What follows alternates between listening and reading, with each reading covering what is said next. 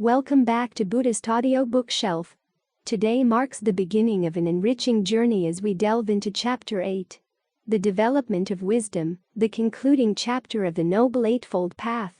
The Way to the End of Suffering, written by Bhikkhu Bodhi and presented in audiobook format by Buddhist Audio Bookshelf.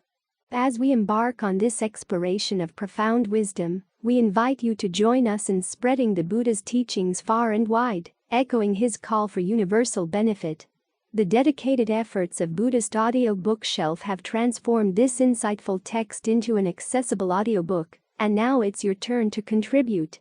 Help us extend the reach of this invaluable wisdom by subscribing, liking, and sharing this audiobook. Let's collectively ensure that these teachings resonate with and inspire everyone. Without further ado, let's commence our journey into Chapter 8. The Development of Wisdom. Though right concentration claims the last place among the factors of the Noble Eightfold Path, concentration itself does not mark the path's culmination.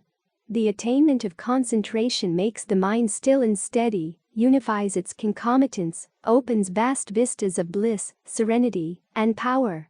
But by itself it does not suffice to reach the highest accomplishment, release from the bonds of suffering. To reach the end of suffering demands that the Eightfold Path be turned into an instrument of discovery, that it be used to generate the insights unveiling the ultimate truth of things. This requires the combined contributions of all 8 factors, and thus a new mobilization of right view and right intention. Up to the present point, these first 2 path factors have performed only a preliminary function. Now they have to be taken up again and raised to a higher level.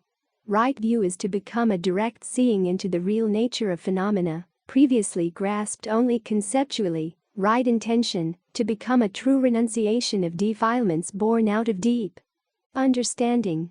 Before we turn to the development of wisdom, it will be helpful to inquire why concentration is not adequate to the attainment of liberation. Concentration does not suffice to bring liberation because it fails to touch the defilements at their fundamental level.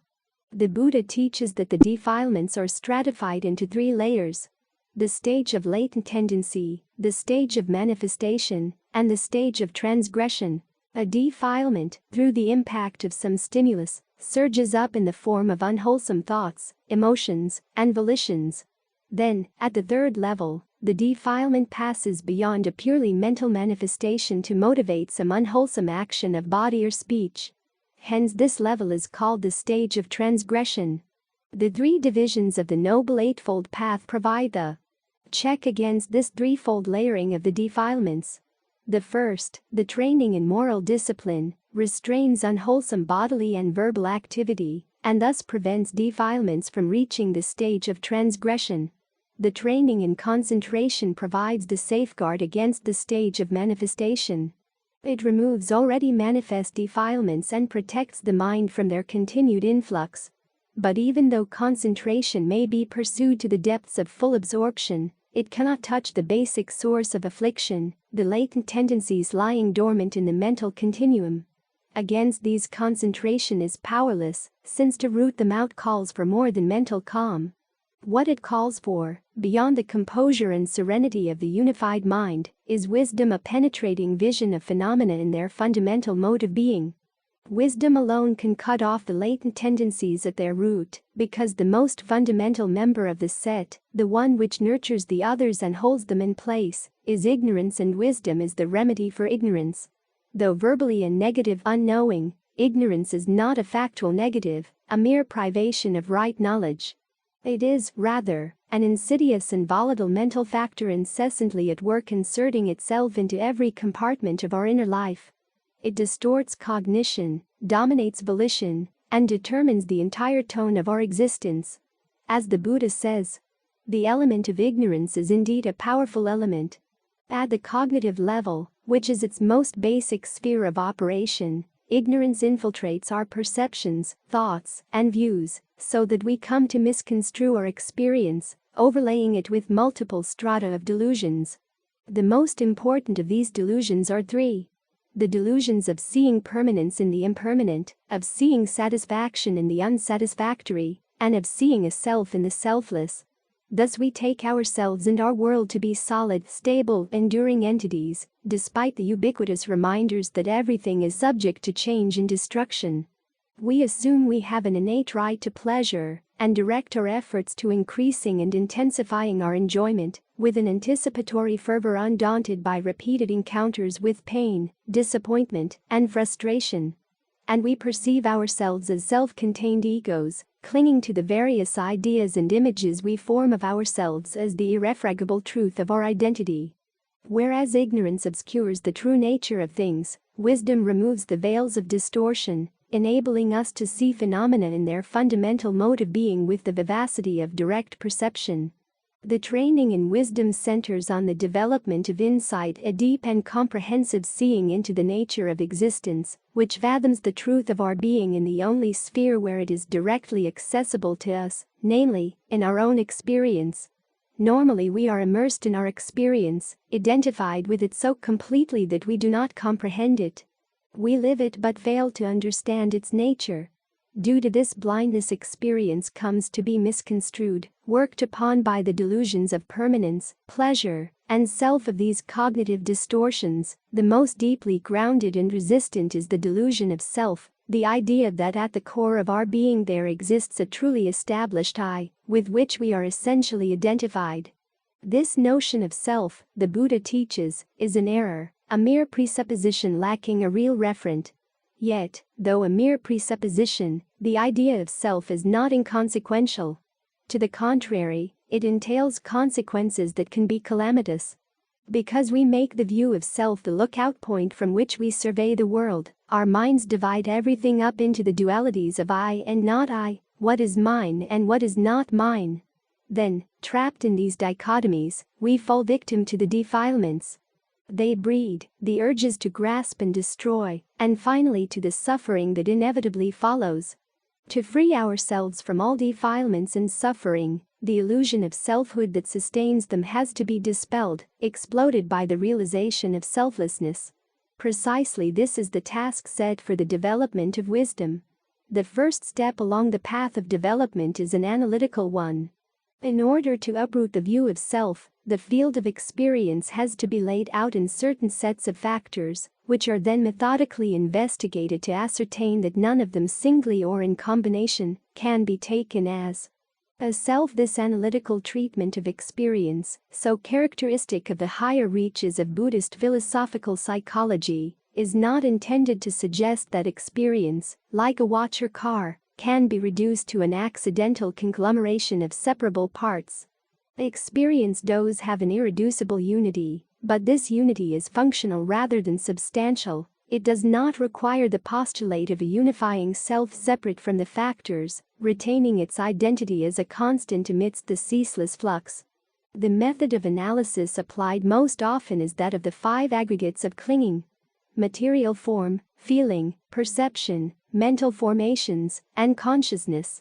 Material form constitutes the material side of existence, the bodily organism with its sense faculties and the outer objects of cognition.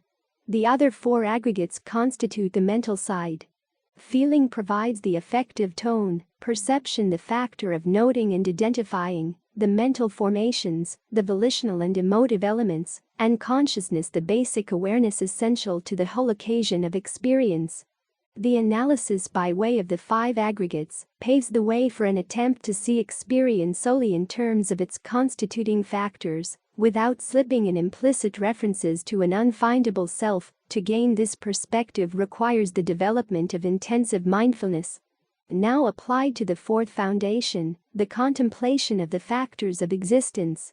The disciple will dwell contemplating the 5 aggregates, their arising and passing.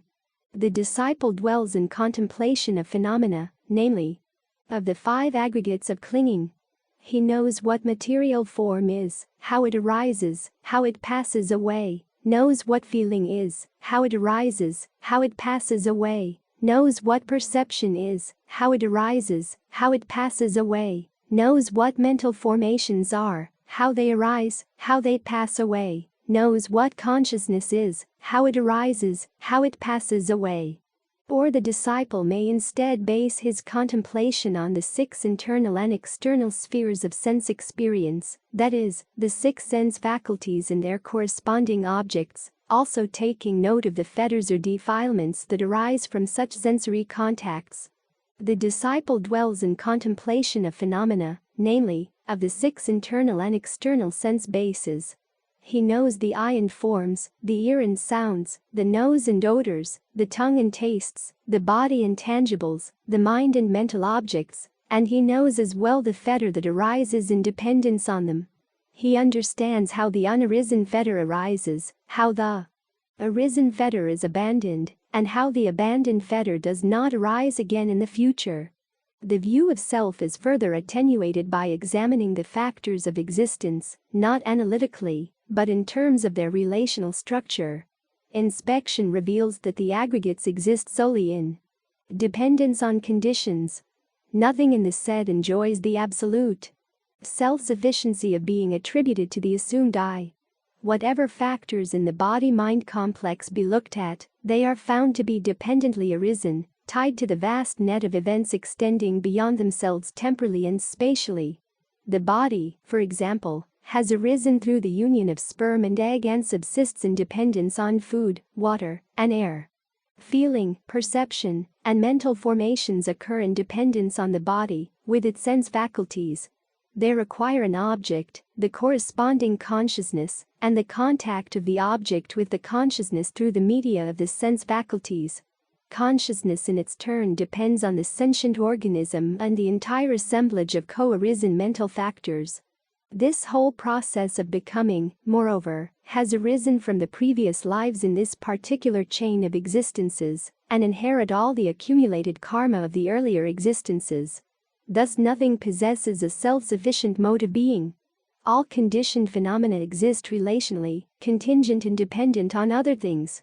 The above 2 steps, the factorial analysis and the discernment of relations, help cut away the intellectual adherence to the idea of self, but they lack sufficient power to destroy the ingrained clinging to the ego sustained by erroneous perception. To uproot this subtle form of ego clinging requires a counteractive perception, direct insight into the empty, careless nature of phenomena. Such an insight is generated by contemplating the factors of existence in terms of their 3 universal marks: impermanence, unsatisfactoriness, and selflessness. Generally, the first of the 3 marks to be discerned is impermanence, which at the level of insight does not mean merely that everything eventually comes to an end. At this level it means something deeper and more pervasive, namely, that conditioned phenomena are in constant process, happenings which break up and perish almost as soon as they arise. The stable objects appearing to the senses reveal themselves to be strings of momentary formations. The person posited by common sense dissolves into a current made up of 2 intertwining streams, a stream of material events, the aggregate of material form, and a stream of mental events, the other 4 aggregates. When impermanence is seen, insight into the other 2 marks closely follows. Since the aggregates are constantly breaking up, we cannot pin our hopes on them for any lasting satisfaction. Whatever expectations we lay on them are bound to be dashed to pieces by their inevitable change. Thus, when seen with insight, they are dukkha, suffering, in the deepest sense. Then, as the aggregates are impermanent and unsatisfactory, they cannot be taken as self. If they were self, or the belongings of a self, we would be able to control them and bend them to our will, to make them everlasting sources of bliss. But far from being able to exercise such mastery, we find them to be grounds of pain and disappointment. Since they cannot be subjected to control, these very factors of our being are anatta. Not a self, not the belongings of a self, just empty, ownerless phenomena occurring in dependence on conditions. When the course of insight practice is entered, the 8 path factors become charged with an intensity previously unknown. They gain in force and fuse together into the unity of a single cohesive path heading towards the goal. In the practice of insight, all 8 factors and 3 trainings coexist, each is there supporting all the others, each makes its own unique contribution to the work. The factors of moral discipline hold the tendencies to transgression in check with such care that even the thought of unethical conduct does not arise. The factors of the concentration group keep the mind firmly fixed upon the stream of phenomena, contemplating whatever arises with impeccable precision, free from forgetfulness and distraction. Right view, as the wisdom of insight grows continually sharper and deeper, right intention shows itself in a detachment and steadiness of purpose, bringing an unruffled poise to the entire process of contemplation. Insight meditation takes as its objective sphere the conditioned formations comprised in the 5 aggregates. Its task is to uncover their essential characteristics. The 3 marks of impermanence, unsatisfactory, and selflessness. Because it still deals with the world of conditioned events, the Eightfold Path in the stage of insight is called the mundane path. This designation in no way implies that the path of insight is concerned with mundane goals, with achievements falling in the range of samsara. It aspires to transcendence, it leads to liberation, but its objective domain of contemplation still lies within the conditioned world. However, this mundane contemplation of the conditioned serves as the vehicle for reaching the unconditioned, for attaining the supramundane. When insight meditation reaches its climax, when it fully comprehends the impermanence, unsatisfactoriness, and selflessness of everything formed, the mind breaks through the conditioned and realizes the unconditioned, nibbana. It sees nibbana with direct vision, makes it an object of immediate realization. The breakthrough to the unconditioned is achieved by a type of consciousness or mental event, called the supramundane path. The supramundane path occurs in 4 stages, 4 supramundane paths, each marking a deeper level of realization, and issuing in a fuller degree of liberation, the 4th and last in complete liberation. The 4 paths can be achieved in close proximity to one another, for those with extraordinarily sharp faculties, even in the same sitting, or, as is more typically the case, they can be spread out over time, even over several lifetimes. The supramundane paths share in common the penetration of the 4 noble truths. They understand them, not conceptually, but intuitively. They grasp them through vision, seeing them with self-validating certainty to be the invariable truths of existence. The vision of the truths which they present is complete at one moment. The 4 truths are not understood sequentially, as in the stage of reflection when thought is the instrument of understanding. They are seen simultaneously. To see one truth with the path is to see them all. As the path penetrates the 4 truths, the mind exercises 4 simultaneous functions, one regarding each truth. It fully comprehends the truth of suffering, seeing all conditioned existence as stamped with the mark of unsatisfactoriness. At the same time it abandons craving, cuts through the mass of egotism and desire that repeatedly gives birth to suffering. Again, the mind realizes cessation, the deathless element nibbana, now directly present to the inner eye. And fourthly, the mind develops the Noble Eightfold Path, whose 8 factors spring up endowed with tremendous power, attain to supramundane stature. Right view is the direct seeing of nibbana. Right intention is the mind's application to nibbana, the triad of ethical factors as the checks on moral transgression, right effort as the energy in the path consciousness, right mindfulness as the factor of awareness, and right concentration is the mind's one-pointed focus. This ability of the mind to perform 4 functions at the same moment is compared to a candle's ability to simultaneously burn the wick, consume the wax, dispel darkness, and give light. The supramundane paths have the special task of eradicating the defilements. Prior to the attainment of the paths, in the stages of concentration and even insight meditation, the defilements were not cut off but were only debilitated, checked and suppressed by the training of the higher mental faculties. Beneath the surface they continue to linger in the form of latent tendencies. But when the supramundane paths are reached, the work of eradication begins. Insofar as they bind us to the round of becoming, the defilements are classified into a set of 10 fetters as follows. 1. Personality view. 2. Doubt. 3. Clinging to rules and rituals. 4. Sensual desire. 5. Aversion. 6. Desire for fine material existence. 7. Desire for immaterial existence. 8. Conceit. 9. Restlessness. And 10. Ignorance. The four supramundane paths each eliminate a certain layer of defilements.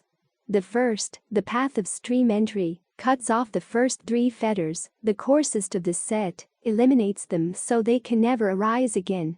Personality view, the view of a truly existent self in the five aggregates, is cut off since one sees the selfless nature of all phenomena. Doubt is eliminated because one has grasped the truth proclaimed by the Buddha, seen it for oneself, and so can never again hang back due to uncertainty. And clinging to rules and rites is removed, since one knows that deliverance can be won only through the practice of the Eightfold Path, not through rigid moralize or ceremonial observances. The path is followed immediately by another state of supramundane consciousness known as the fruit, which results from the path's work of cutting off defilements. Each path is followed by its own fruit, wherein for a few moments the mind enjoys the blissful peace of nibbana, before descending again to the level of mundane consciousness. The first fruit is the fruit of stream entry, and a person who has gone through the experience of this fruit becomes a stream enterer. He has entered the stream of the Dharma carrying him to final deliverance. He is bound for liberation and can no longer fall back into the ways of an unenlightened worldling. He still has certain defilements remaining in his mental makeup, and it may take him as long as 7 more lives to arrive at the final goal, but he has acquired the essential realization needed to reach it, and there is no way he can fall away.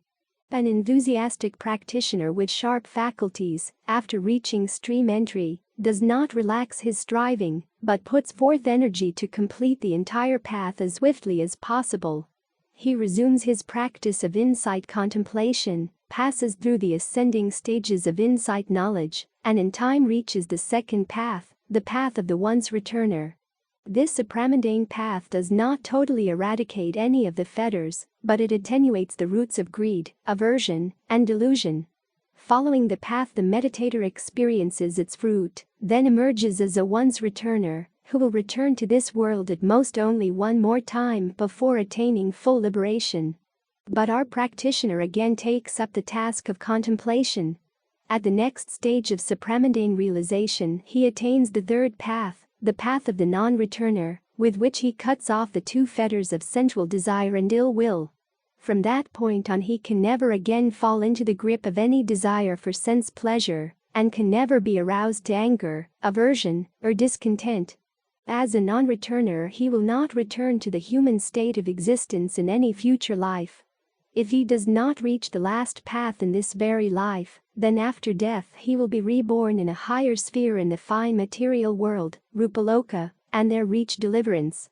But our meditator again puts forth effort, develops insight, and at its climax enters the 4th path, the path of arahantship. With this path, he cuts off the 5 remaining fetters: desire for fine material existence and desire for immaterial existence, conceit, restlessness, and ignorance. The first is the desire for rebirth into the celestial planes made accessible by the 4 jhanas, the planes commonly subsumed under the name the Brahma world. The second is the desire for rebirth into the 4 immaterial planes made accessible by the achievement of the 4 immaterial attainments. Conceit is not the coarse type of pride to which we become disposed through an overestimation of our virtues and talents, but the subtle residue of the notion of an ego which subsists even after conceptually explicit views of self have been eradicated. The texts refer to this type of conceit as the conceit I am. Restlessness is the subtle excitement which persists in any mind not yet completely enlightened, and ignorance is the fundamental cognitive obscuration which prevents full understanding of the 4 noble truths. Although the grosser grades of ignorance have been scoured from the mind by the wisdom faculty in the first 3 paths, a thin veil of ignorance overlays the truths even in the non-returner. The path of arahantship strips away this last veil of ignorance and, with it, all the residual mental defilements. This path issues in perfect comprehension of the 4 noble truths. It fully fathoms the truth of suffering, eradicates the craving from which suffering springs, realizes with complete clarity the unconditioned element, nibbana, as the cessation of suffering, and consummates the development of the 8 factors of the Noble Eightfold Path. With the attainment of the 4th path and fruit, the disciple emerges as an arahant, one who in this very life has been liberated from all bonds. The arahant has walked the Noble Eightfold Path to its end and lives in the assurance stated so often in the formula from the Pali Canon. Destroyed is birth, the holy life has been lived, what had to be done has been done, there is no coming back to any state of being. The arahant is no longer a practitioner of the path, but its living embodiment. Having developed the 8 factors of the path to their consummation, the liberated one lives in the enjoyment of their fruits, enlightenment and final deliverance. Epilogue. This completes our survey of the Noble Eightfold Path, the way to deliverance from suffering taught by the Buddha. The higher reaches of the path may seem remote from us in our present position, the demands of practice may appear difficult to fulfill. But even if the heights of realization are now distant, all that we need to reach them lies just beneath our feet. The 8 factors of the path are always accessible to us. They are mental components which can be established in the mind simply through determination and effort. We have to begin by straightening out our views and clarifying our intentions. Then we have to purify our conduct, our speech, action, and livelihood. Taking these measures as our foundation, we have to apply ourselves with energy and mindfulness to the cultivation of concentration and insight. The rest is a matter of gradual practice and gradual progress, without expecting quick results. For some, progress may be rapid, for others it may be slow, but the rate at which progress occurs should not cause elation or discouragement. Liberation is the inevitable fruit of the path, and is bound to blossom forth when there is steady and persistent practice. The only requirements for reaching the final goal are to start and to continue. If these requirements are met, there is no doubt the goal will be attained. This is the Dharma, the undeviating law. Thank you for tuning in. We've reached the conclusion of Chapter 8, which also marks the final chapter of the Noble Eightfold Path, written by Bhikkhu Bodhi. We appreciate your listenership and eagerly anticipate having you join us for our next book. In line with the Buddha's teachings on the significance of Dharma donation, the author has diligently crafted this book. Here at Buddhist Audio Bookshelf, we have put in relentless effort to transform works like these into audiobook format. Now, you can actively participate in the Dharma donation process by simply subscribing, liking, and sharing this video. Your engagement serves as a meaningful contribution to the propagation of these teachings. Once again, we express our gratitude for being a part of our community. Your support is invaluable, and we look forward to having you with us in our future endeavors.